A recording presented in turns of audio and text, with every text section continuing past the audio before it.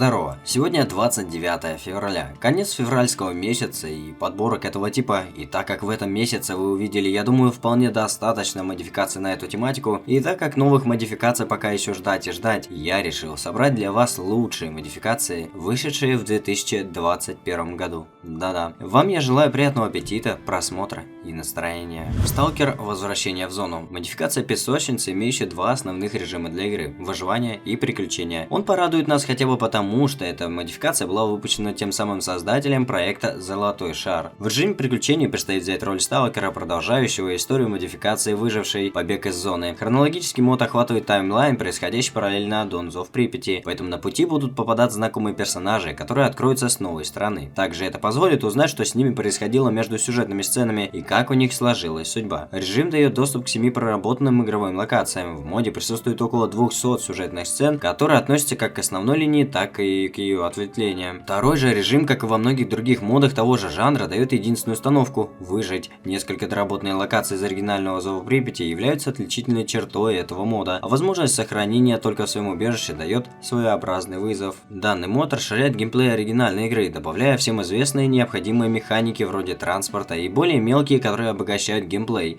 взлом замков и поиск материалов для апгрейда. Ссылочку я, как всегда, оставлю в описании ниже под роликом. Сталкер. Ермак Пути Неисповедимы. Небольшая модификация, рассчитанная на 3 часа прохождения, направленная исключительно на сюжетную линию. Является продолжением более ранней модификации Последний рейд, созданная на базе Чистого Неба. Мод не требует установки, так как является самостоятельным проектом, и сюжет поставлен на 6 локациях, а главной нашей задачей будет возвращение украденных денег, точнее вознаграждение за заказ в Припяти. Данная модификация включает в себя оружейный пак, свэп, а интеллект NPC был значительно улучшен. Теперь они могут использовать нож, подствольный гранатомет, лечиться аптечками и вообще даже пользоваться другими правками. Также немаловажно были выправлены проблемы баланса. В моде улучшена графика, а игровые модельки персонажей заменены HD-версиями. К сожалению, функции быстрого сохранения загрузки были вырезаны, так как портили оптимизацию. Поэтому в редких случаях возможны проблемы со входом в игру или при входе на локацию Барство Рентген с дикой территории. Мод подойдет любителям истории с хорошим чувством юмора, но обычному игроку может не слишком понравиться из-за его краткости, чрезмерного авторского ведения и отсутствия постоянной динамики.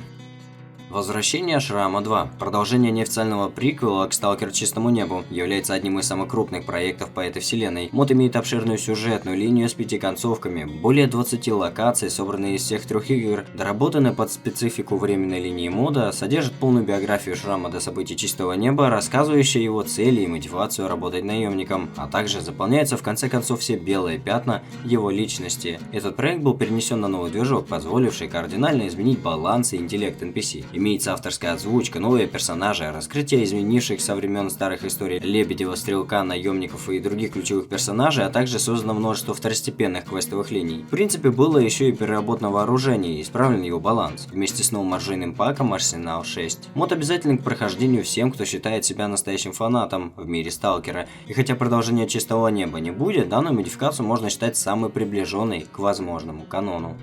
Сталкер. Ушедшая душа. Оригинальная история со знакомым предисловием и главной целью. Наемник по прозвищу Сектор, главный герой, должен убить Стрелка и его команду. Сюжет имеет множество неожиданных поворотов, а особыми катсценами и видеороликами он очень богат, поэтому заскучать точно не даст. В моде есть особый контент, никогда не появляющийся в других направлениях. Например, 3 локации, которые были сделаны специально для этой модификации. Но артефакты, броня, но самих паков оружия и брони здесь нет. Проект рассчитан на непридирчивую графику и возможным багом аудиторию, но ценящую качественный сюжет. Если вы из таких, то проходить мимо явно не стоит.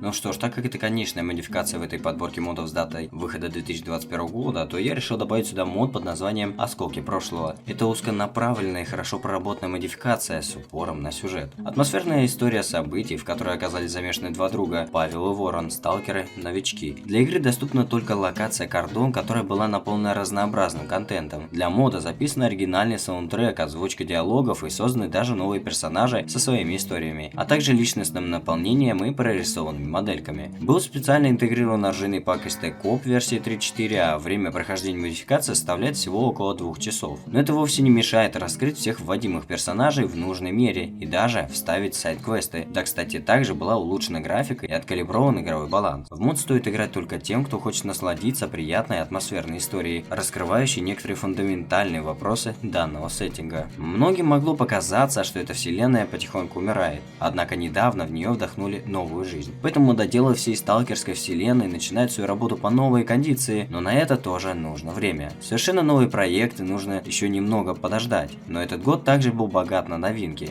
в основном сюжетного характера, поэтому назвать его неудачным явно нельзя. Но я желаю вам приятной игры, хорошего настроения и чтобы у вас все было в порядке, что бы ни творилось сейчас в мире.